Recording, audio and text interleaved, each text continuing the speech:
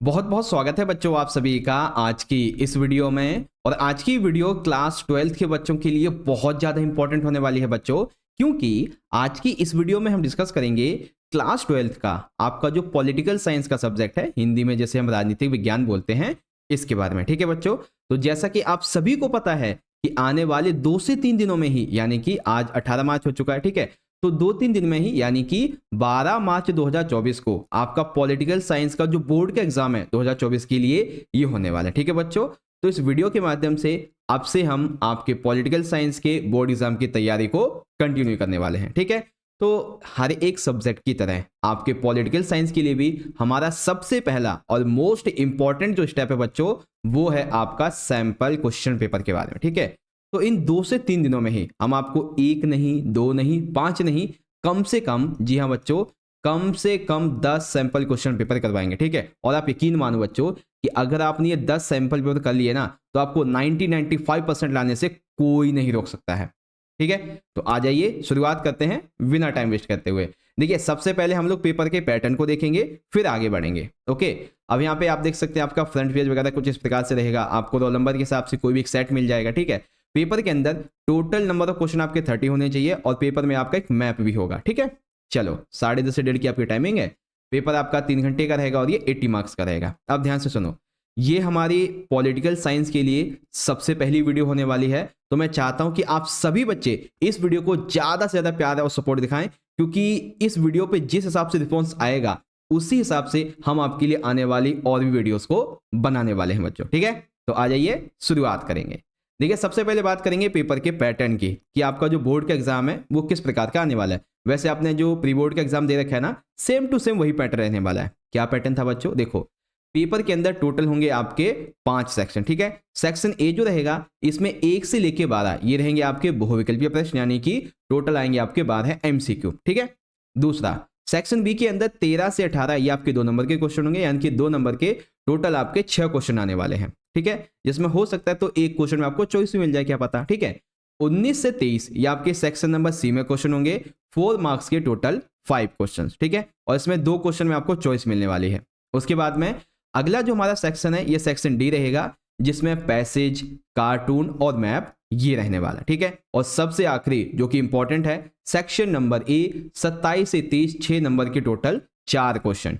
ठीक है, और चारों के चारों क्वेश्चन में ही आपको यहाँ पे चॉइस भी मिलने वाली है बच्चों। ठीक है, जो कि बहुत अच्छी बात है आपके लिए। तो आ जाइए, अब ध्यान से सुनिए, ये जो पेपर है ना इसे हम 2 वीडियो में समझेंगे। ये हमारी सबसे पहली वीडियो है, इसीलिए इसमें हम सेक्शन ए पूरा कंप्लीट कर लेंगे। 2 नंबर के आपके जो सारे क्वेश्चन हैं, ठीक है, इसको कंप्लीट कर लेंगे। इवन 4 नंबर के क्वेश्चन को भी कंप्लीट कर लेंगे, और साथ ही साथ पूरा का पूरा सेक्शन नंबर डी ये भी हम डिस्कस कर लेंगे। ठीक है, बचेगा केवल आपका सेक्शन नंबर ई, तो इसके लिए मैं पार्ट 2 अलग से बना दूंगा, और पार्ट 2 का लिंक बच्चों आपको आई बटन में दे दूंगा। ठीक है, और एक वो प्ले लिस्ट जिसमें आपके सारे के सारे 10 सैंपल क्वेश्चन पेपर की वीडियोस होंगी, उसका लिंक भी आपको यहाँ पे आई बटन में मिल जाएगा।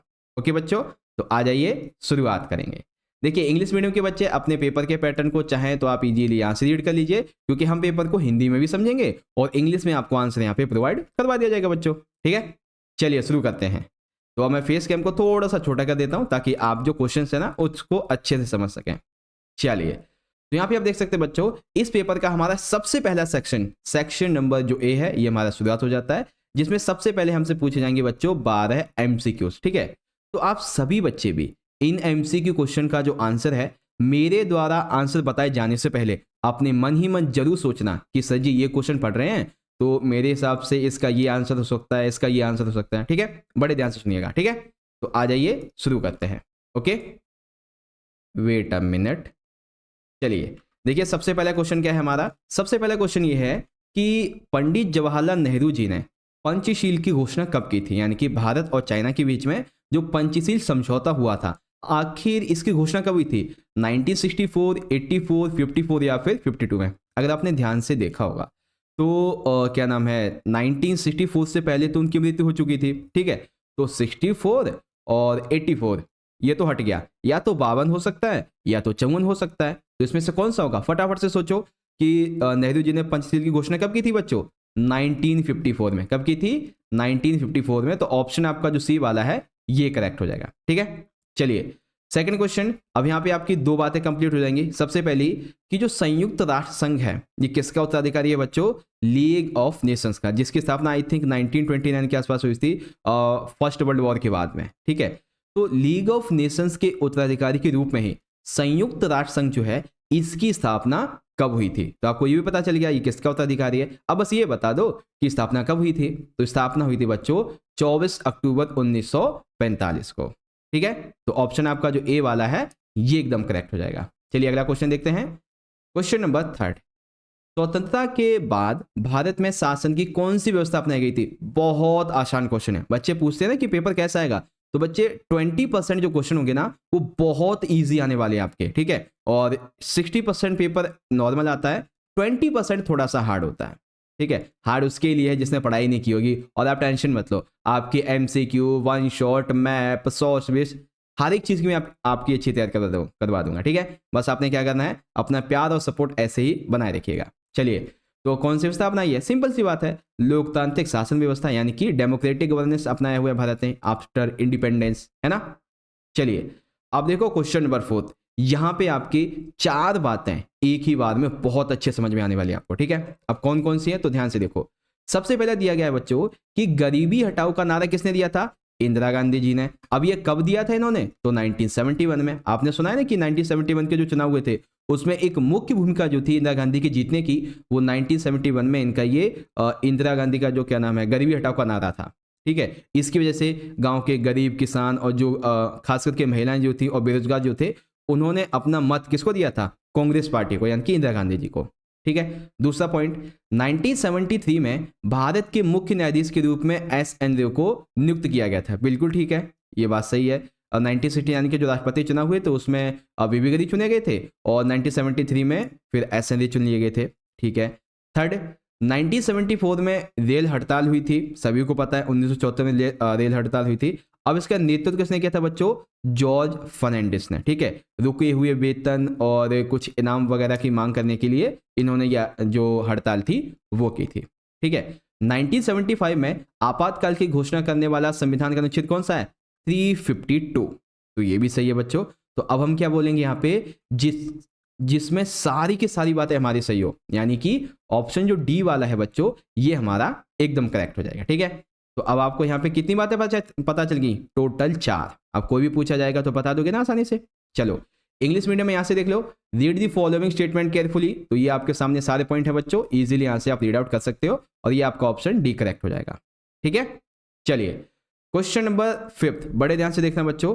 अभिकथन क्या कहता है बच्चों कि 1980 के दशक में दलित जातियों के राजनीतिक संगठनों का उभार हुआ।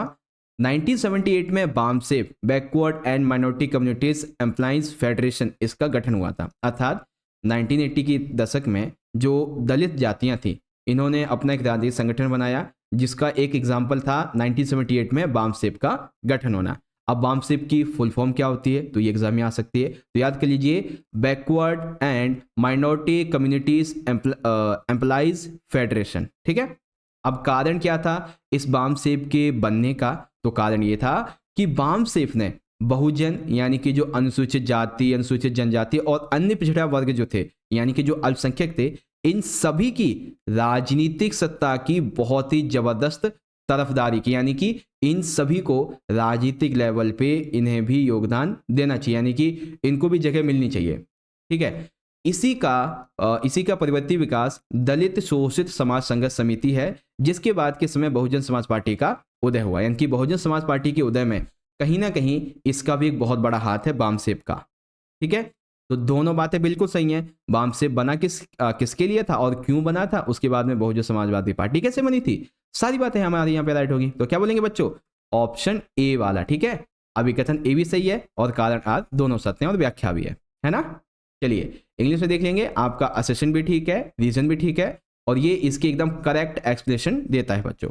ओके, देखिए आप ना चीज़ों को ध्यान से समझते चलिएगा, कोई भी डाउट रह जाता है तो आप जो है ना क्या कीजिए कि मेरी इंस्टाग्राम आईडी है, ठीक है, चैनल के नाम से ही है, आप जाके वहाँ से मुझसे पूछ सकते हो। ठीक है, बहुत सारे बच्चे मैसेज करते रहते हैं, जैसे टाइम मिलता है मैं आपको जवाब दे देता हूँ। ठीक है, चलो वैसे तो डाउट मैं छूटने नहीं देता। आगे देखो, अलगाववादी आंदोलन किन राज्यों में चले थे? तो 2 ऐसे स्टेट्स थे, ठीक है, जिनमें अलगाववादी आंदोलन चले थे। तो वो कौन से थे?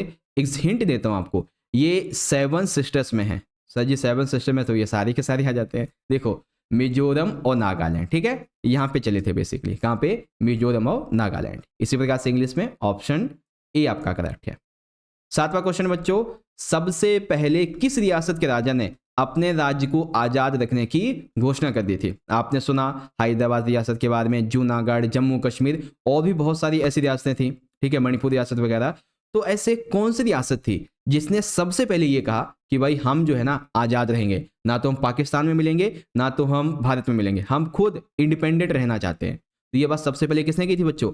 सबसे पहले कही थी त्रावणकोर के राजा ने, ठीक है। और त्रावणकोर के राजा की इस बात को देखते हुए हैदराबाद के निजाम ने भी बोल दिया था कि हम भी जो है अब जो है क्या नाम है, हम भी ऐसे ही रहेंगे, इंडिपेंडेंट रहेंगे। लेकिन वो तो लौह पुरुष की उपाधि वाले सरदार वल्लभ भाई पटेल जी का एक योगदान रहा, जो कि उन्हें पहले तो 1 साल की जो स्टैंड पॉलिसी थी, स्टैंड स्टेट पॉलिसी, उस पर साइन करवाए। और फिर रजाकार का थोड़ा सा वो क्रिया वो क्या नाम है, बहुत ही ज़्यादा अत्याचार फैल रहा था, तो उसको कम करने के लिए सैनिक वगैरह भेजे। उसके बाद में फिर उसको ज़बरदस्ती भारत में कंप्लीटली मिला लिया जाता था, ठीक है। तो ये छोटी सी स्टोरी थी उसके बारे में। तो ऑप्शन आपका बी करेक्ट है, ठीक है। 8वां क्वेश्चन बच्चों, प्रथम आम चुनाव के समय के बारे में सही कथन का चयन कीजिए, यानी कि जो सबसे पहले चुनाव हुए थे भारत की आज़ादी के पश्चात, उसके बारे में।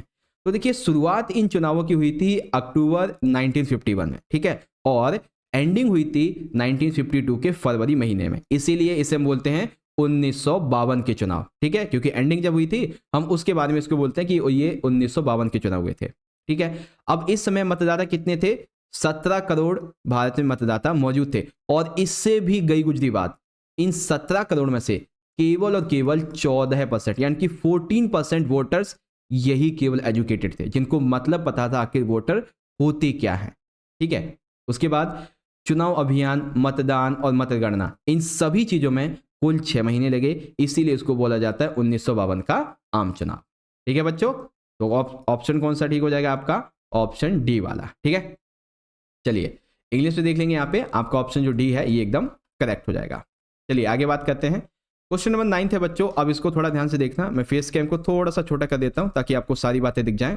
देखो इसको थोड़ा सा और ऊपर लेके चलते हैं, हमें मिलान करना है, ठीक है। अब मिलान के लिए देखिए सबसे पहले हमें क्या देखना है, सबसे पहले जो है ना इसमें हम देखते हैं सिंडिकेट, ठीक है। अब सिंडिकेट कौन थे भाई?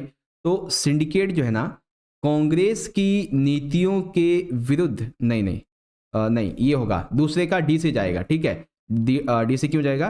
क्योंकि कांग्रेस के भीतर ही कुछ ताकतवर और प्रभावशाली नेताओं का जो समूह था ये सिंडिकेट कहलाता है, ठीक है। तो हमें जो दूसरा है, ठीक है, दूसरा पॉइंट इसका मिल गया है डी। तो अब देखते हैं भाई दूसरे का डी किसमें? अरे सर जी ये तो सभी में डी दे रखा है। चलो कोई नहीं, एक और देख लेते हैं। अब यहाँ पे देखते हैं हम लोग ग्रैंड अलायंस, ठीक है। तो ये क्या था भाई? ग्रैंड अलायंस जो है ये कांग्रेस की नीतियों के विरुद्ध अलग अलग विचारधाराओं की जो पार्टियां हैं इन सभी का एकजुट होना एक संगठन को बढ़ावा देता है, ठीक है, ग्रैंड अलायंस। तो पहले का सी किसमें है भाई? पहले का सी ये रहा, देखो, ठीक है, इस वाले में। तो क्या बोलेंगे? पहले का सी मिल गया, दूसरे का डी, अब तीसरे का ए है। यानी कि दल बदल का क्या मतलब होता है? दल बदल का मतलब ये होता है कि कोई भी एक निर्वाचित प्रतिनिधि जिस पार्टी के टिकट से चुनाव जीतता है उस पार्टी को छोड़कर जब वो किसी दूसरी पार्टी में चला जाता है, जैसे आपने वो सुना था ना आया राम गया राम वाला जुमला, वो भी इसी का एग्जांपल है, ठीक है। और उसके बाद में गैर कांग्रेसवाद क्या आ जाता है? तो ये क्या भाई गैर कांग्रेसवाद? इंदिरा गांधी को हटाने के लिए विपक्षी पार्टियों को एकजुट होने की नीति को गैर कांग्रेसवाद कहते हैं, ठीक है। ये चीजें थी। तो ऑप्शन कौन सा हो जाएगा भाई? ऑप्शन आपका जो बी वाला है ये एकदम यहाँ पे करेक्ट हो जाएगा, ठीक है। तो इस प्रकार से अब आपको मिलान समझ में आ गया ना कि ग्रैंड अलायंस क्या है, सिंडिकेट कौन है, दल बदल का क्या होता है और गैर कांग्रेसवाद क्या होता है। ये सारे आपके 2-2 नंबर के क्वेश्चन हैं, आ सकते हैं 2 नंबर, याद रखना इस चीज को, ठीक है। अब इंग्लिश मीडियम के बच्चे यहाँ से देख लो, मैं एक बार इसको फिर से छोटा कर देता हूँ। देखो इंग्लिश मीडियम आप यहाँ से देख लीजिए, आपका जो ऑप्शन यहाँ पे देखेंगे तो सी वाला आपका राइट हो जाएगा, ठीक है। चलो अब बारी आती है क्वेश्चन नंबर 10 की। बहुत ही अच्छा प्रश्न है बच्चों। क्वेश्चन में पूछा गया है कि सन 2004 में सार्क देशों के बीच में व्यापार को बढ़ावा देने के लिए डैश समझौते पर हस्ताक्षर हुए और 2006 से ये प्रभावी बन गया। यानी कि सार्क कंट्री के बीच में ट्रेड को और एक्सपेंड किया जाए, इस मामले को लेके 2004 में एक समझौते पर हस्ताक्षर हुए थे जो कि इंप्लीमेंट हुआ था 2006 में, और ये पूरी तरीके से असफल हो चुका था। ठीक है, तो वो कौन सा था बच्चों, फटाफट से सोचो। आसियान ये तो अलग ही है, दक्षिण क्या है, ये तो खुद हम उसी की बात ही कर रहे हैं। तो पंचशील हो सकता है, तो साफ्टा हो सकता है, और पंचशील तो चाइना भारत के बीच में है ना, तो कौन सा हो जाएगा भाई, साफ्टा। कौन सा है, साफ्टा। तो ऑप्शन आपका जो है ना ये बी वाला एकदम करेक्ट हो जाएगा। अगला क्वेश्चन कि 1947 के बाद भी गोवा किसके अधीन रहा था। ठीक है, तो गोवा बेसिकली किसके अधीन था, डचों के या फिर पुर्तगाली। देखो अंग्रेज तो चले गए थे है ना, तो यहाँ पे या तो डच रह गए या तो पुर्तगाली रह गए। तो किसने गोवा को अपने अधीन रखा, डचों ने या फिर पुर्तगाली ने। और इसको इनसे मुक्त करवाने के लिए भारत ने गोवा मुक्ति संग्राम भी चलाया था। ठीक है, तो कौन सा था भाई, वो थे पुर्तगाली। ठीक है, पुर्तगालियों के अधीन था। तो ऑप्शन आपका बी एकदम करेक्ट है। ठीक है, अब देखो क्वेश्चन नंबर 12। यहाँ पे हमें क्या करना है, एक गलत कथन का चयन करना है। तो आ जाइए देख लेते बच्चों। देखो आसियान की जो स्थापना थी ये 5 कंट्रीज ने मिलकर की थी। ठीक है, वर्तमान में इसकी सदस्य संख्या 10 है। बिल्कुल ठीक है। आसियान के कामकाज में राष्ट्रीय सार्वभौमिकता का सम्मान करना महत्वपूर्ण है। ठीक है, 1992 में आसियान क्षेत्रीय मंच की स्थापना हुई, ये गलत है बच्चों। ठीक है, और यही क्वेश्चन अब आपके लिए है होमवर्क। ठीक है, होमवर्क क्या है, आपको करेक्ट डेट बतानी है कि आसियान क्षेत्रीय मंच की स्थापना जो है ये कब हुई थी। ठीक है, आप सभी के लिए एक होमवर्क है, आपको करेक्ट डेट बतानी है, यानी कि ईयर बताना है, किस ईयर में आसियान क्षेत्रीय मंच की स्थापना हुई थी। ठीक है, तो फटाफट से सारे बच्चे बताओ। जिस बच्चे का सबसे पहले कमेंट आएगा उस बच्चे के कमेंट को मैं पिन भी कर दूंगा ताकि और भी बच्चों को पता चल जाए। ठीक है, तो गलत कौन सा हो जाएगा भाई, ऑप्शन नंबर आपका जो है ना ये वाला। अब जब हम आसियान की बात ही कर रहे हैं तो आइए थोड़ा सा और आगे बढ़ते हैं। देखो एक थोड़ा एक्स्ट्रा क्वेश्चन आपको समझाता हूं। आसियान की स्थापना हुई थी 1967 में। ठीक है, बैंकॉक घोषणा पत्र पर हस्ताक्षर करके। तो पूछा जाएगा आपसे कि आसियान की स्थापना कब हुई थी, तो 1967 में। किस पर हस्ताक्षर करके, बैंकॉक घोषणा पत्र पर। इसके 5 संस्थापक देशों में शामिल है इंडोनेशिया, मलेशिया, फिलीपींस, सिंगापुर और Thailand. Indonesia, Malaysia, Philippines, Singapore और थाईलैंड। अब आसियान में आपने जो झंडा देखा है उसमें एक वृत्त है और धान की 10 वालियां हैं। तो वो वृत्त जो है ना, वृत्त वो आसियान की एकता का प्रतीक है, और वो जो 10 वालियां हैं वो किसका प्रतीक है, इन देशों का। ठीक है, आसियान का मुख्यालय कहां पे बच्चों, इंडोनेशिया जकार्ता में है। तो ये सारी चीजें सही है। तो आसियान के बारे में अब एग्जाम में कोई भी क्वेश्चन आएगा तो बता दोगे अच्छे तरीके से। मैंने देखो एकदम बहुत ही ईजी वे में आपको सारी चीजें समझा दी हैं। ओके, चलिए तो बच्चों अभी आप सारे बच्चे कमेंट करके बताओ कि सेक्शन ए के सारे 12 एमसीक्यू आपको समझ में आ गया या नहीं। मेरे हिसाब से तो समझ में आ गए होंगे, है ना। चलिए सेक्शन बी आ जाता है बच्चों, अब हम इसको डिस्कस करने वाले हैं, तो बड़े ध्यान से देखिएगा। सेक्शन बी में 2 नंबर का पहला क्वेश्चन, लाल बहादुर शास्त्री जी के काल की कोई 2 चुनौतियां लिखिए। यानी कि जब लाल बहादुर शास्त्री जी प्रधानमंत्री थे तो उस समय कौन सी 2 चुनौतियां भारत में रही थी। तो सबसे पहली चुनौती थी बच्चों भारत और चीन युद्ध 1961 से उभरने की कोशिश अभी जारी थी। यानी कि नेहरू जी के टाइम पे जो 1961-62 का भारत चाइना युद्ध हुआ था उससे जो हानि हुई थी भारत में, अभी भारत उससे उभर नहीं पा रहा था। ठीक है, उभरना चुनौती हो गई। दूसरा, मानसून असफल हो गया था इन्हीं के काल में। ठीक है, अब जिससे कि खाद्यान्न के संकट में कमी आ रही थी, कालाबाजारी, बेरोजगार बढ़ रहा था। ठीक है, भारत पाकिस्तान युद्ध हो गया इनके समय 1965 में गुजरात के कच्छ रण सीमा को लेकर, है ना। तो ये ऐसी 3 समस्या मैंने आपको बता दी जो कि शास्त्री जी के काल में रही थी।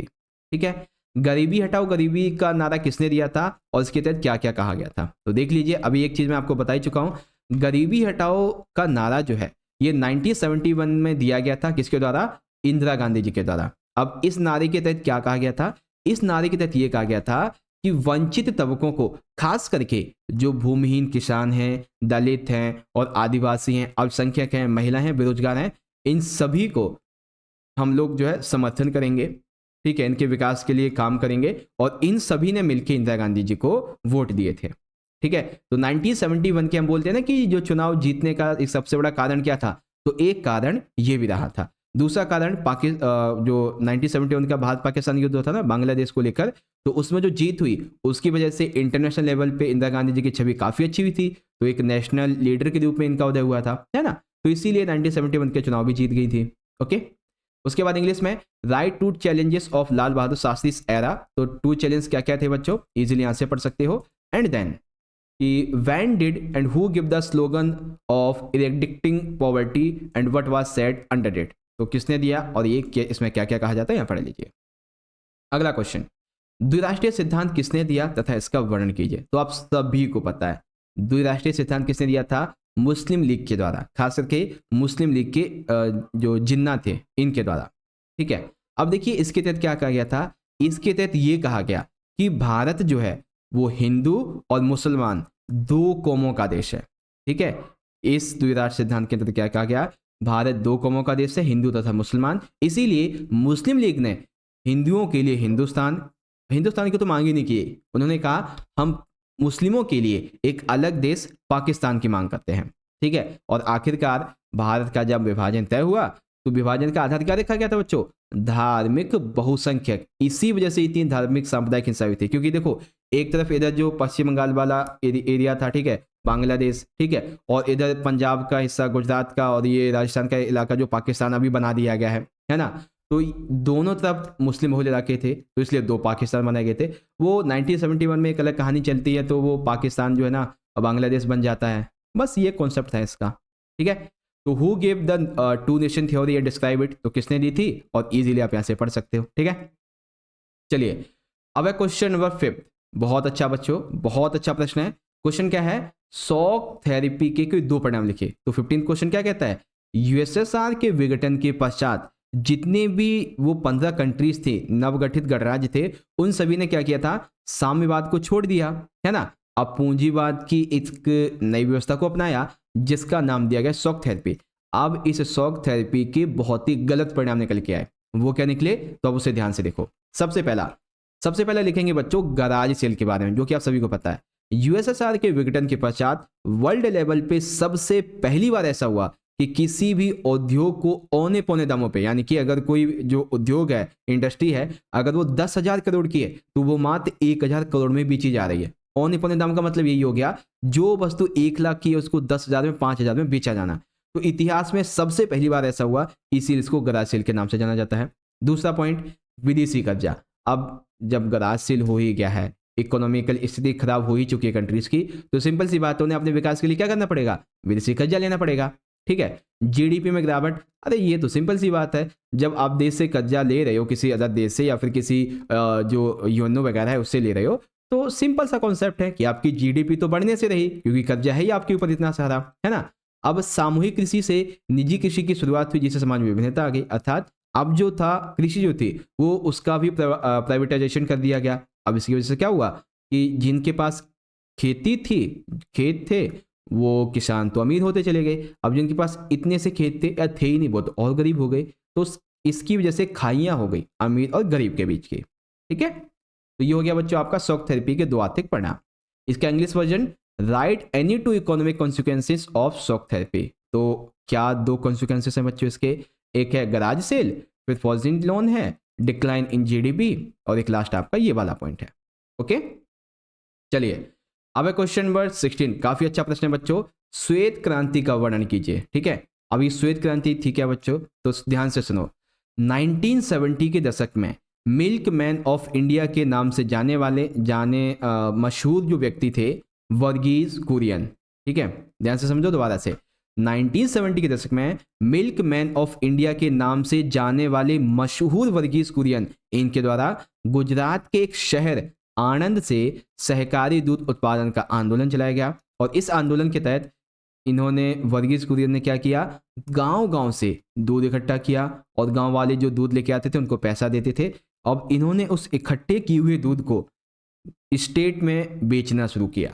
ठीक है, अब इन्होंने देखा कि स्टेट लेवल पे तो चलो हमारा अच्छा खासा मुनाफा हो ही रहा है, क्यों ना हम इससे पूरे देश में फैलाएं। तो दूध के उत्पादन को केंद्रीय स्तर पे फैलाव करने के लिए 1970 में इन्होंने क्या किया, ऑपरेशन फ्लड ये चलाया, जिसके तहत केंद्रीय स्तर पे दूध के उत्पादन को जोड़ दिया गया। और आज के टाइम पे आप ये जो दूध की थैलियां वगैरह लाते हो ना, किसी भी कंपनी की हो, वो इसी के अंतर्गत आती है। और आज के टाइम पे लगभग 25 लाख दूध उत्पादक शामिल है। ये 25 लाख डेटा तो अभी से 4-5 साल पुराना है, और अभी तो न जाने शायद ये हो सकता है 40-50 लाख भी हो गया हो। ठीक है, क्योंकि नई नई कंपनियां जो है क्या नाम मिल्क प्रोडक्शन को लेकर सामने आ रही हैं।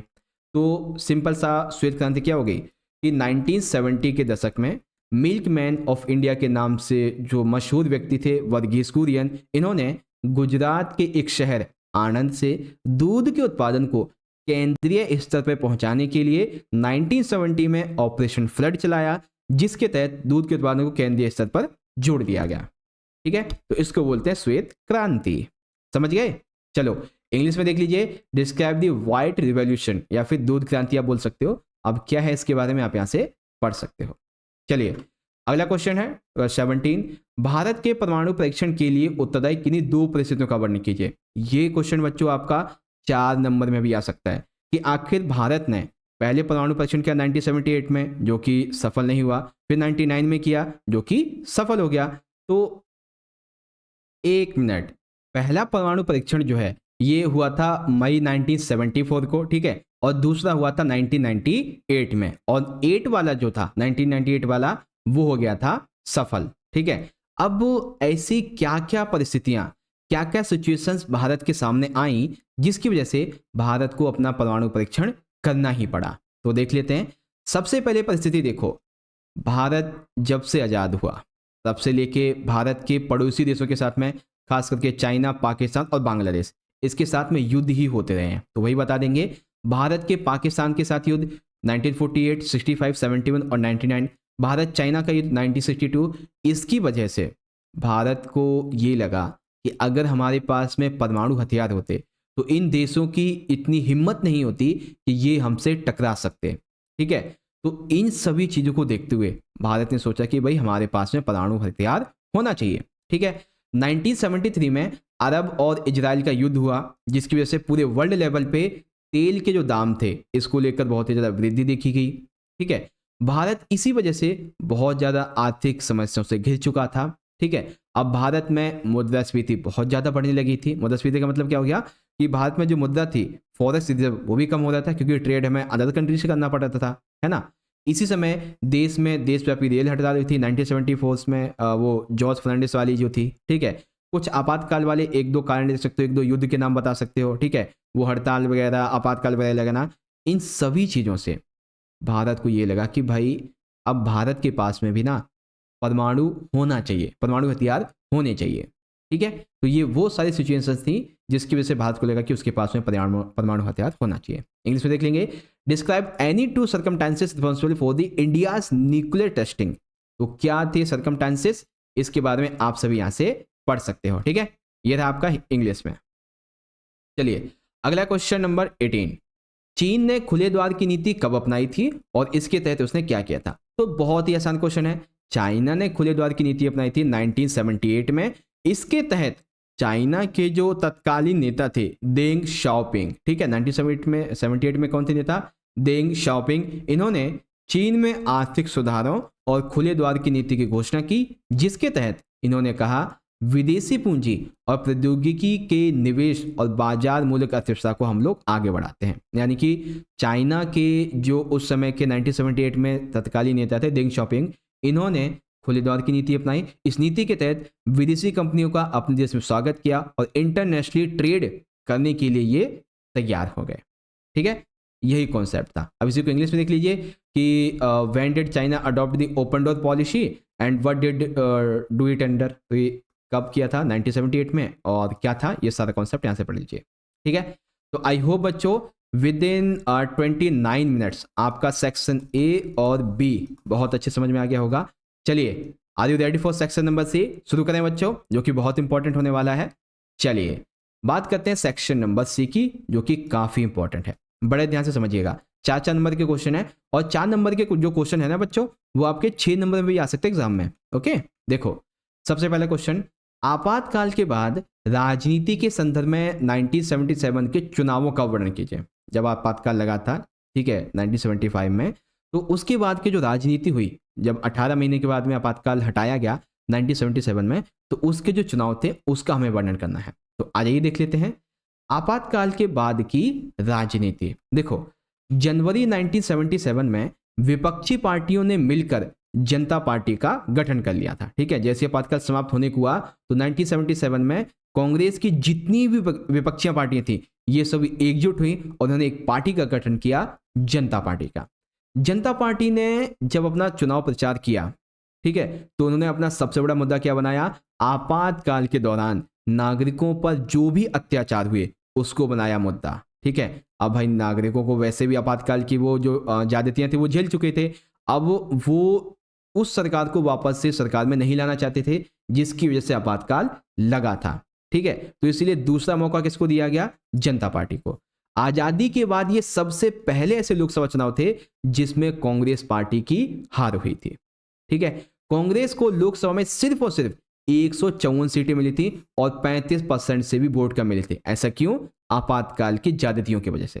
ठीक है, जनता पार्टी और उसके जितने भी सहयोगी दल थे इन सभी को 542 में से 330 सीटें मिली थी। ठीक है, अब देखो क्योंकि आपातकाल का प्रभाव जो था उत्तर भारत में सबसे अधिक था, ठीक है, इसीलिए 1977 के चुनाव में जो नॉर्थर्न स्टेट से यहां पे एक भी सीट कांग्रेस को नहीं मिली। ठीक है, सोचो कितनी बड़ी हार रही थी, भारत के एक हिस्से से इनको कोई भी सीट ही नहीं मिली नॉर्थर्न स्टेट से। ठीक है, कांग्रेस जो थी बिहार, यूपी, दिल्ली, हरियाणा, पंजाब एक भी सीट यहाँ पे ना पा सकी। ठीक है, राजस्थान और एमपी में महज केवल एक एक सीट मिली थी। ठीक है, इंदिरा गांधी जी स्वयं जहां से इन्होंने अपनी सीट से चुनाव लड़े थे ना, रायबरेली से, ये वहां से हार गई। इनके पुत्र संजय गांधी वो अमेठी से चुनाव हार गई।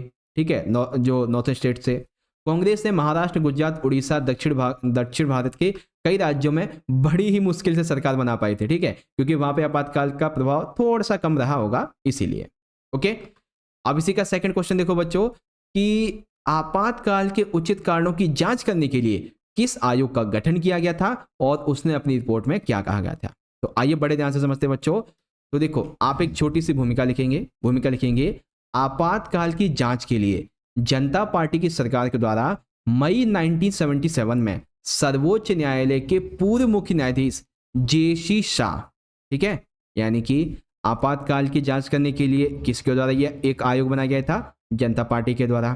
ठीक है, किसके अध्यक्ष में, तो सर्वोच्च न्यायालय के जो पूर्व मुख्य न्यायाधीश थे जेसी शाह, इनकी अध्यक्षता में। इसीलिए इस आयोग का नाम रखा गया था बच्चों शाह जांच आयोग। ठीक है, यहाँ पे पूरा नाम नहीं लिखा है, यहाँ पे पूरा नाम है बच्चों आपका शाह जांच आयोग। ठीक है, अब इस आयोग ने जब अपनी पूरी छानबीन कर ली तो इसने क्या तथ्य प्रस्तुत किए। इस आयोग ने यह कहा कि आपातकाल की घोषणा केवल और केवल प्रधानमंत्री का निर्णय था, यानी कि उन्होंने पूरी की पूरी कैबिनेट से कोई भी सलाह नहीं ली, ना मंत्रियों से ना संसद से, सिर्फ और सिर्फ उन्हीं का ये मानना था कि आपातकाल लगा देना चाहिए था, फैसला उन्हीं का था, केवल एक का। ठीक है, दूसरा, समाचार पत्रों के कार्यालयों की बिजली बंद करना पूर्णतः अनुचित है। लोकतंत्र का चौथा स्तंभ माना जाने वाला जो मीडिया है उसके साथ में ये ज्यादती की गई कि उसके लिए उसकी जो बिजली थी दफ्तरों की वो काट दी गई, जबकि लोकतंत्र का चौथा स्तंभ है उसके साथ में कोई छेड़खानी कर ही नहीं सकता है। ठीक है, लेकिन इंदिरा गांधी जी ने की। प्रधानमंत्री के निर्देश पर अनेक विपक्षी राजनेताओं की गिरफ्तारी कर ली गई जो कि गैर कानूनी है।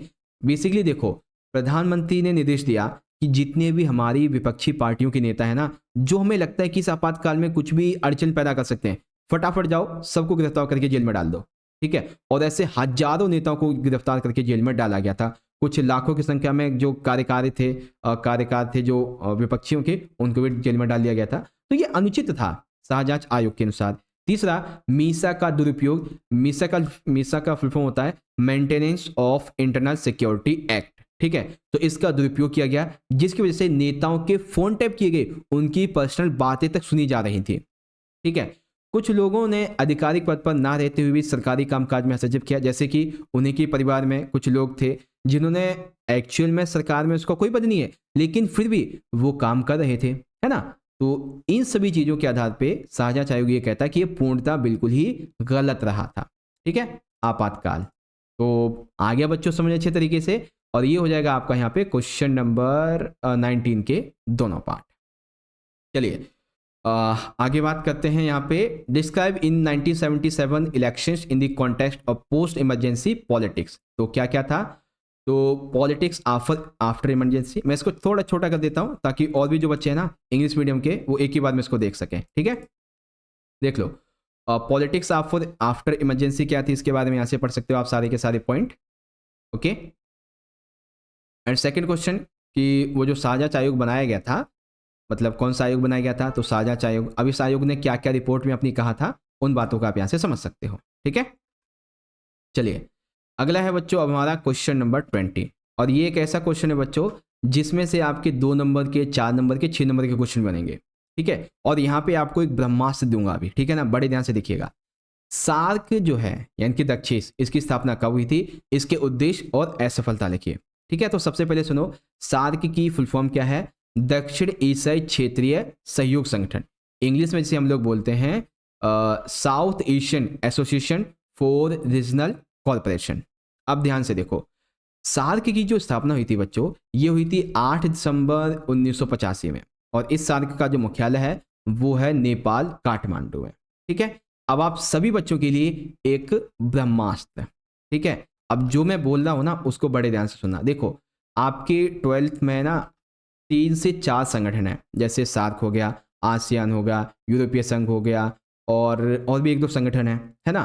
तो अगर पेपर में किसी भी संगठन का आपसे उद्देश्य पूछ लिया जाए, ठीक है, पर्पस क्या था उस यूनियन को गठित करने का, ठीक है, तो पर्पस के बारे में आपको जो 4 से 5 पॉइंट बताने वाला हो ना, ये किसी भी संगठन के बारे में लिख देना, चाहे कोई सा भी संगठन आ जाए, same to same as it is लिख देना। ठीक है, अब वो क्या क्या है तो उसे ध्यान से सुनो।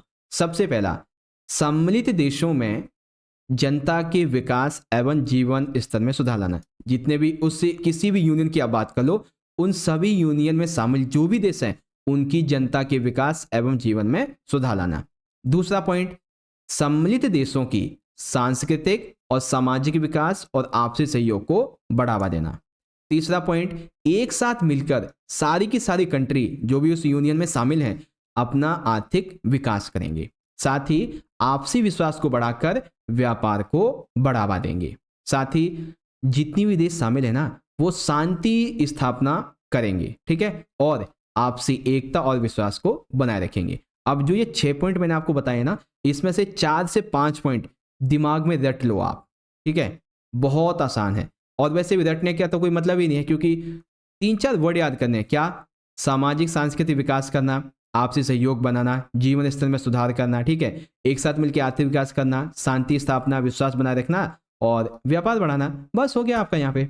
ठीक है, तो इस प्रकार से आप इसको जरूर से अच्छे से याद कर लेना। ठीक है, चलिए अब इसको कर देते छोटा। तो दक्षिण और बाकी के सारे उद्देश्य हो गए आपके। अब उसके बाद आखिर सार्क जो था यानी कि दक्षिण, ये असफल क्यों हो गया, तो असफल होने का सबसे बड़ा रीजन था आपसी विवाद, क्योंकि सार्क में सम्मिलित 2 देश भारत और पाकिस्तान, इनके बीच में संघर्ष चलता रहता था। ठीक है, आतंकवाद, यह देश जो है ना वो आपस में लड़ते ही रहते हैं।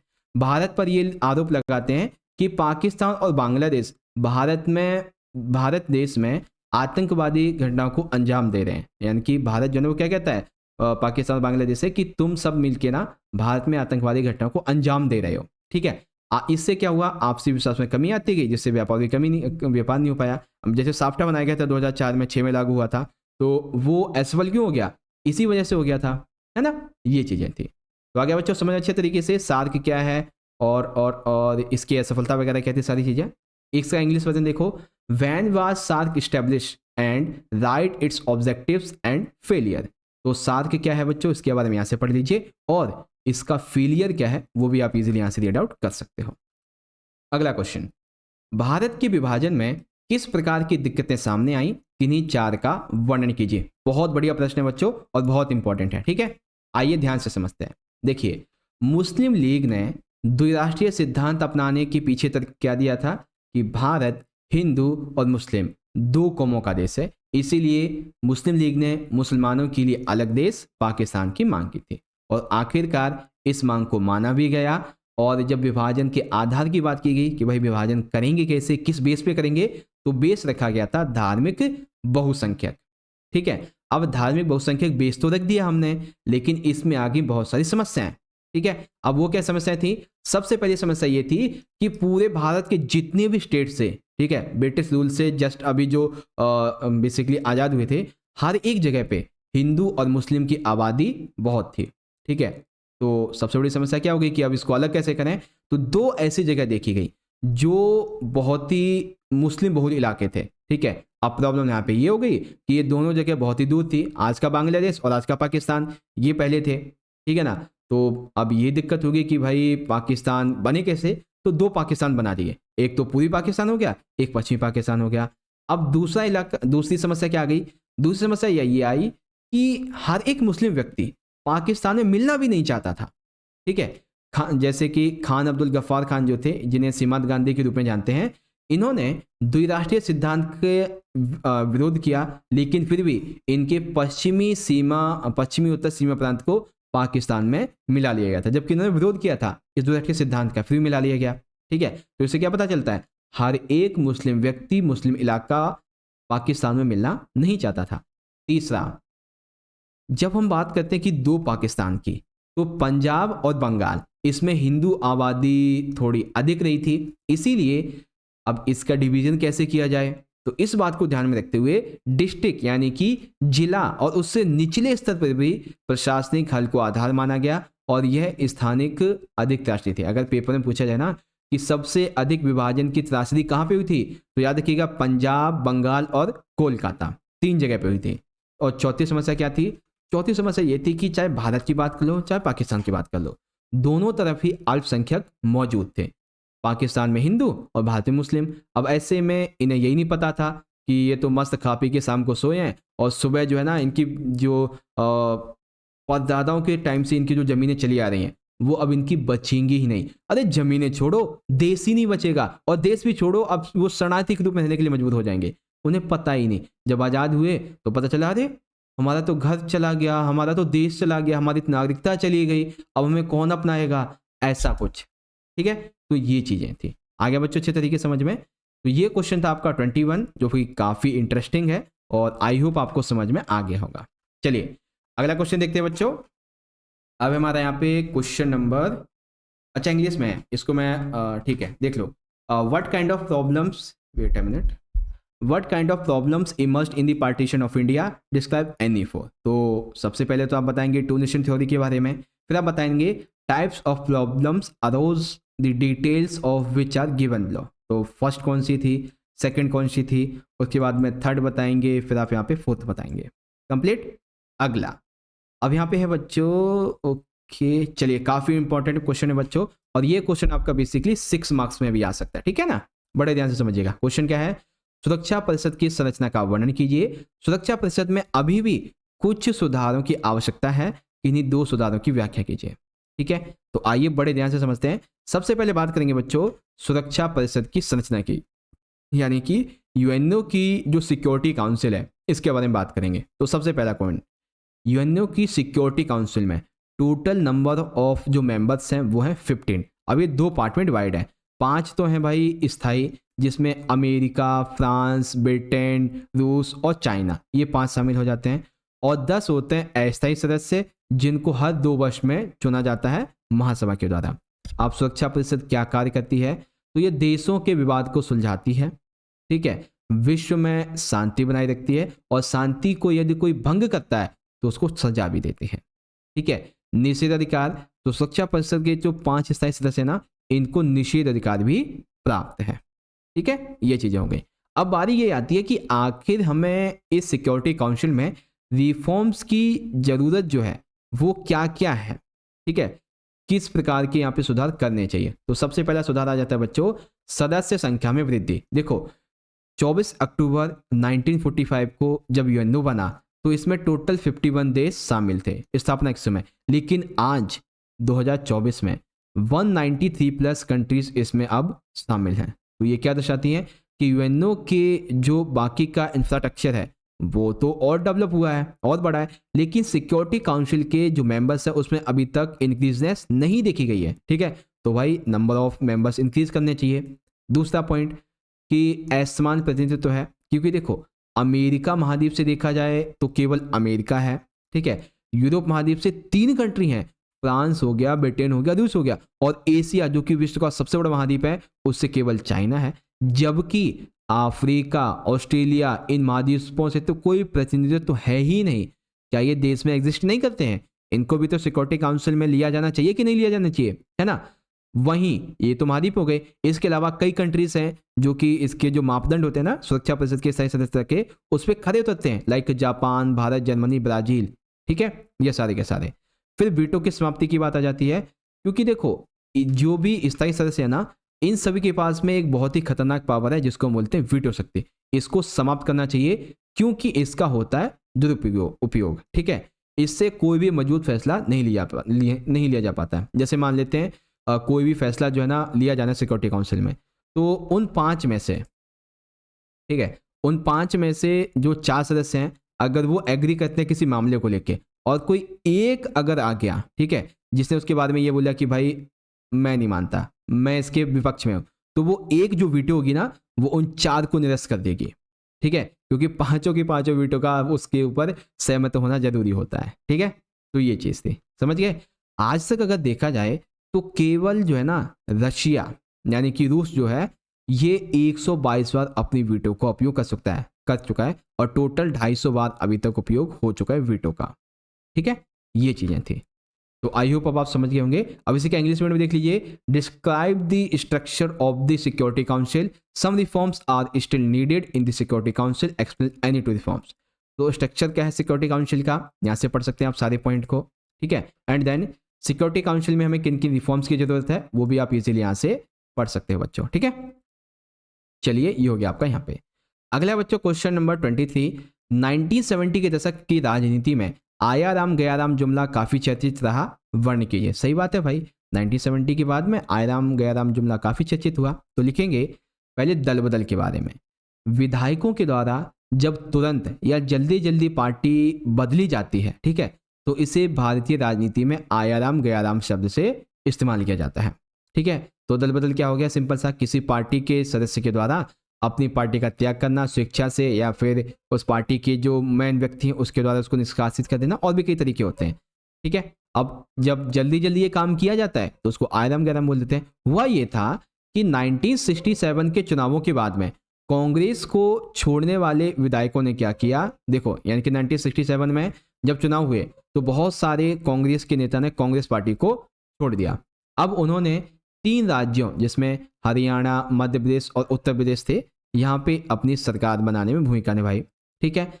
शुरुआती 1967 के चुनावों में हरियाणा के एक विधायक थे गया लाल, ठीक है, इन्होंने एक पखवाड़े में, पखवाड़े के मतलब मान लेते 15 घंटे, ठीक है, या फिर मान लीजिए 15 घंटे होगा आई थिंक मेरे हिसाब से, तो एक पखवाड़े में 3 बार अपनी पार्टी बदली। कैसे 3 बार बदली, सबसे पहले तो ये कांग्रेस में थे, तो पहले कांग्रेस से ये गए यूनाइटेड फ्रंट में, ठीक है, पहला। दूसरा, फिर ये यूनाइटेड फ्रंट से वापस आ गए कांग्रेस में। अब ये कांग्रेस में जब लौटे तो उन्होंने देखा कि मुझे यूनाइटेड फ्रंट में चले जाना चाहिए, तो 9 घंटे के बाद ये फिर से चले गए यूनाइटेड फ्रंट में, ठीक है। पहले कांग्रेस ही थे, फिर गए यूनाइटेड फ्रंट में, फिर वापस आ गए कांग्रेस में, फिर चले गए यूनाइटेड फ्रंट में 9 घंटे के बाद में। अब जब यूनाइटेड फ्रंट में थोड़ी देर रहे, फिर उन्होंने सोचा वापस से कांग्रेस में जाते हैं, तो जब दोबारा मंशा जारी की ना कांग्रेस में वापस आने की, तब यहाँ पे जो कांग्रेस के एक नेता थे, ठीक है, राव वीरेंद्र सिंह, इन्होंने चंडीगढ़ में एक प्रेस कॉन्फ्रेंस की और ये कहा कि आया राम था अब गया राम है, ठीक है। आया राम था ये घोषणा की कि गया राम था अब आया राम है, यानी कि गया था अब आ गया है, ठीक है। तो कुछ ऐसा यहाँ पे था। इसी का सेकंड क्वेश्चन देखिए बच्चों, 1971 के चुनावी परिणामों के बाद में इंदिरा गांधी की उपलब्धियां लिखिए। तो 1971 के चुनावों के बाद में इंदिरा गांधी जी की क्या उपलब्धियां बनी, तो आइए ध्यान से समझते हैं। देखो 1971 के चुनावों के बाद में इंदिरा गांधी जी की उपलब्धियां, सबसे पहला पॉइंट, इन्होंने गरीबी हटाओ के नारे के साथ में समाज के सभी तबकों का समर्थन किया, ठीक है। चुनाव के बाद बांग्लादेश संकट में भारत पाकिस्तान युद्ध हुआ जिसमें भारत विजयी रहा, तो गरीबी हटाओ से समाज के सभी तबकों का समर्थन मिला, और चुनाव के बाद बांग्लादेश संकट से जब जूझे तो भारत की जीत हुई, तो इसमें भारत विजयी रहा, ठीक है। इसका श्रेय गया इंदिरा गांधी को, जिससे कि उनकी प्रतिभा में चार चांद लगे कि भाई इनकी वजह से हम युद्ध जीत गए, ठीक है। विपक्ष के नेताओं ने भी इनकी प्रशंसा की इस युद्ध को लेकर जीतने की वजह से। 1972 के जो विधानसभा चुनाव हुए तो इसमें कांग्रेस जो आर थी, क्योंकि 1969 में कांग्रेस पार्टी जो थी वो डिवाइड हो चुकी थी, आर इनकी बन गई थी रिक्वेस्ट इंदिरा गांधी जी की, ओ बन चुकी थी सिंडिकेट की, ठीक है, ऑर्गेनाइजेशन।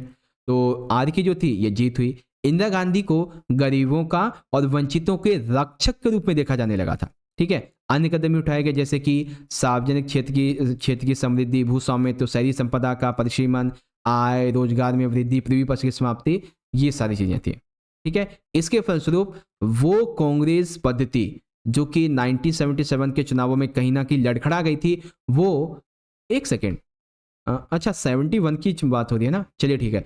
क्या नाम है, हाँ यही बोल देंगे सिंपल सा कि अपना जो दबदबा था कांग्रेस पार्टी ने वो दोबारा से बना लिया था, ठीक है। मैं आपातकाल पे पहुंच गया था। चलो अभी इसमें देखिए कि the phrase Aaya Ram Gaya Ram was quite popular in the politics of 1970s describe. तो देख लेंगे सबसे पहले डेफिनेशन क्या है और उसके बाद में जो पॉइंट है सारे के सारे आप इजीली यहाँ से रीड आउट कर सकते हो, ठीक है। सेकंड क्वेश्चन क्या था कि इंदिरा गांधी जी की अचीवमेंट्स क्या रही थी 1971 के इलेक्शंस के बाद में, ठीक है। तो ये आपका पॉइंट यहाँ से पढ़ सकते हो। तो बच्चों इस प्रकार से सेक्शन नंबर जो हमारा था ए, ठीक है, बी और सी ये पूरा कर लिया है। अब हम लोग सेक्शन नंबर डी को डिस्कस करने वाले हैं जो कि 5 से 7 मिनट में आपका कंप्लीट हो जाएगा, ठीक है। आर यू रेडी बच्चों? शुरू किया जाए सेक्शन नंबर सी को, डी को फटाफट से बताइए फिर आगे बात करेंगे। चलिए और सेक्शन नंबर डी को डिस्कस करते हैं, बड़े ध्यान से देखना बच्चों। सेक्शन डी है आपका यहाँ पे और ये है आपका एमसीक्यू वाला, ओके। अब आप चाहो बच्चों तो इस एमसीक्यू के इस गद्यांश को पढ़ सकते हो, मैं इसको छोटा कर देता हूं। मैं आपको सीधा का सीधा जो क्वेश्चन है ना वो समझाऊंगा, बस आप इतना याद रख लो कि 25 जून 1975 की रात की प्रधानमंत्री ने राष्ट्रपति फखरुद्दीन अली अहमद से आपातकाल लागू करने की सिफारिश की और राष्ट्रपति ने तुरंत उद्घोषणा भी कर दी कि आपातकाल लगा दिया जाएगा, ठीक है। क्वेश्चन देखो बच्चों कि किस अनुच्छेद के तहत 25 जून 1975 को आपातकाल की घोषणा कर दी थी? तो वो अनुच्छेद जिसके द्वारा आपातकाल लगाया गया था वो था 352। कौन सा? 352। अब आपातकाल की घोषणा किसने की थी भाई? तो उस समय के जो तत्कालीन राष्ट्रपति थे, कौन थे बच्चों? राष्ट्रपति थे फखरुद्दीन अली अहमद, इन्होंने की थी, ठीक है। उसके बाद इंदिरा गांधी जी ने राष्ट्रीय आपातकाल जो था किस आधार पे लगाया था? यानी कि जब ये इनसे पूछा गया क्या नाम है वो जो साझा आयोग था ना उसने रिपोर्ट जब दी तो इनसे पूछा गया कि आपने ये जो आपातकाल है वो किस आधार पे लगाया गया, और इन्होंने पहले ही बताया था। तो किस आधार पे लगाया था उन्होंने? अंदरूनी गड़बड़ी की आशंका के आधार पे। संविधान में ये शब्द था कि अंदरूनी आशंका के आधार पे ना आप जो है आपातकाल लगा सकते हो। फिर बाद में सुधार दिया गया था, जब तक कि देश में सशस्त्र विद्रोह नहीं हो जाता तब तक आप नहीं लगा सकते हो, ठीक है। राष्ट्रीय आपातकाल की अवधि में निम्नलिखित में से कौन सा सही है? तो राष्ट्रीय आपातकाल की अवधि में शक्तियों के बंटवारे का संघीय ढांचा निष्प्रभावी हो चुका था और पूरे स्टेट्स में, पूरे भारत के और सेंटर में भी सिर्फ और सिर्फ कांग्रेस का दबदबा था, ठीक है। सारी शक्तियां केंद्र सरकार ने अपने हाथ में ले ली थी। सरकार चाहे तो मौलिक अधिकारों पर भी रोक लगा सकती थी। अनुच्छेद 21 जीवन जीने का अधिकार उस तक को छीन लिया गया था, ठीक है। तो ऑप्शन आपका जो डी वाला है बच्चों ये एकदम यहाँ पे करेक्ट हो जाएगा, ठीक है। इसी का इंग्लिश मीडियम में आप यहाँ पे देख सकते हैं, सारे पॉइंट दे दिए गए हैं बच्चों, ठीक है। देख लीजिए यहाँ पे इंग्लिश में और सारे क्वेश्चन देख लेंगे। तो आर्टिकल 352 के तहत इमरजेंसी डिक्लेयर की गई थी 25 जून 1975 को, और जिसने ये इश्यू जो था प्रोक्लेमेशन किया इमरजेंसी का वो थे प्रेसिडेंट फखरुद्दीन अली अहमद, और इसका हो जाएगा बी आपका, एंड देन आपका इसका डी हो जाएगा, ठीक है। अब आ जाता है बच्चों यहाँ पे मैप। अब मैप में देखिए बच्चों क्या क्या पूछा गया है। आपसे पूछा गया है यूरोप संघ का पुराना देश कौन सा है, यूरोपीय संघ का नया देश कौन सा है, यूरोपीय संघ का वह देश जो सुरक्षा परिषद का स्थायी सदस्य है, वह देश जिसने 2016 में जनमत संग्रह के पश्चात यूरोपीय संघ से अलग होने का निर्णय ले लिया था। कुछ ही बातें थी, ठीक है। अब देखो टेबल आपको दी जाएगी इस प्रकार से, और इस टेबल में क्या क्या रहेगा, ये चीज़ें नहीं रहेंगी, ठीक है ना। मैं इसको हटा देता हूँ इस प्रकार से। ये चीज़ें जो है ना मैंने लिखी हुई हैं आपकी सहायता के लिए, ये नहीं होगी, बाकी चीज़ें आपको मिलेंगी। तो आपको क्या करना होगा, जानकारी जो आपको दी गई है, जैसे कि आपको पहली जानकारी दी गई है कि यूरोपीय संघ का एक पुराना सदस्य देश आपको पहचानना है। तो सदस्य देश जो है ना इसमें देखेंगे आप तो ये जो ऑप्शन दिख रहा है ना आपको यहाँ पे सी वाला, ये है। और सी क्या है बच्चों? सी है आपका आयरलैंड, ठीक है। तो बस वही करेंगे। पहली जानकारी के लिए हमारा ऑप्शन क्या हो जाएगा, लेटर क्या हो जाएगा, सी हो जाएगा, और देश का नाम हो गया हमारा आयरलैंड, है ना।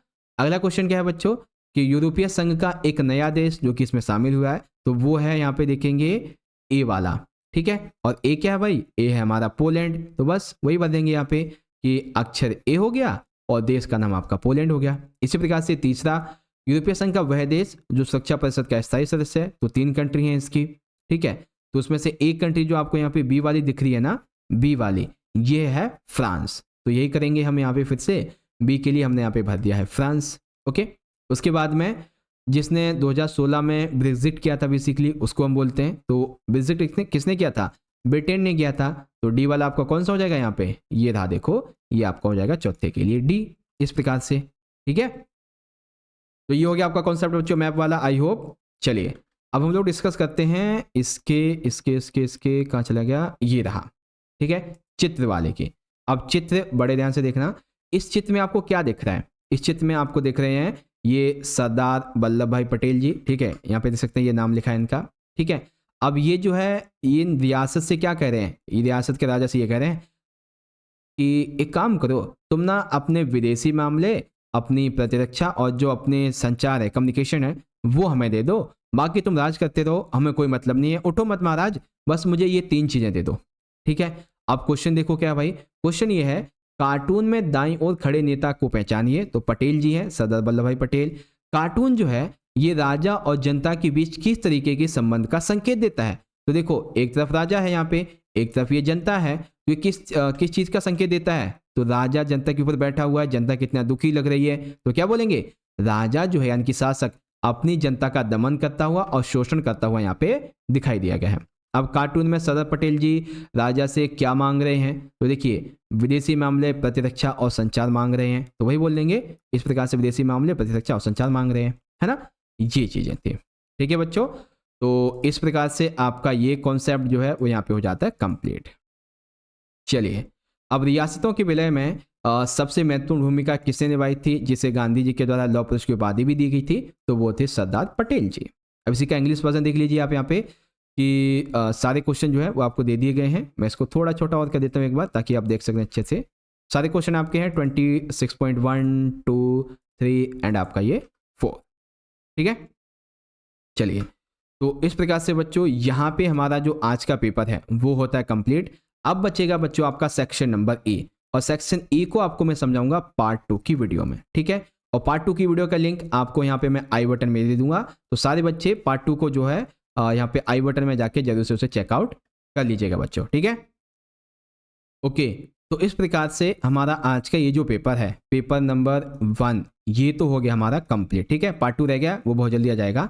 अब आप सभी बच्चों से रिक्वेस्ट है कि आप सभी अगर चाहते हो कि ऐसे ही वीडियोस, फेस कैम वाली वीडियोस आपके लिए आती रहें, तो सारे बच्चे मुझे कमेंट करके बताओ, ठीक है, कि आपको फेस कैम वाली वीडियोस चाहिए, ठीक है, या फिर नॉर्मली जो रिकॉर्डेड वीडियोस होती हैं वो चाहिए, तो कमेंट में बताओ। और साथ ही साथ क्या नाम है, आप सभी के लिए एक इम्पॉर्टेंट अपडेट भी है। अपडेट ये है कि आपकी पॉलिटिकल साइंस की और हिस्ट्री की बोर्ड एग्जाम की तैयारी को देखते हुए, कम टाइम को देखते हुए, हमने पॉलिटी और हिस्ट्री इन दोनों के लिए 2020 सैंपल क्वेश्चन पेपर्स को तैयार किया है। आप सभी बच्चे चाहें अपनी तैयारी को और अच्छा बनाना चाहते हो तो आज ही इन दिए हुए व्हाट्सअप नंबर पे कांटेक्ट कीजिए। कॉल नहीं करना है, मैसेज करके कांटेक्ट कर सकते हो आप यहाँ से सैंपल पेपर्स को बाय करने के लिए, ठीक है। अब बाय करना कैसे, तो व्हाट्सअप नंबर दे दिए गए हैं। और वैसे प्राइस जो है ना आपका 199 है, लेकिन मुझे पता है बहुत सारे बच्चे इसको अफोर्ड नहीं कर पाएंगे, इसीलिए एक सब्जेक्ट के 20 सैंपल पेपर्स का हमने प्राइस जो है आपके लिए 99 रुपीज़ रख दिया। लेकिन ये तभी होगा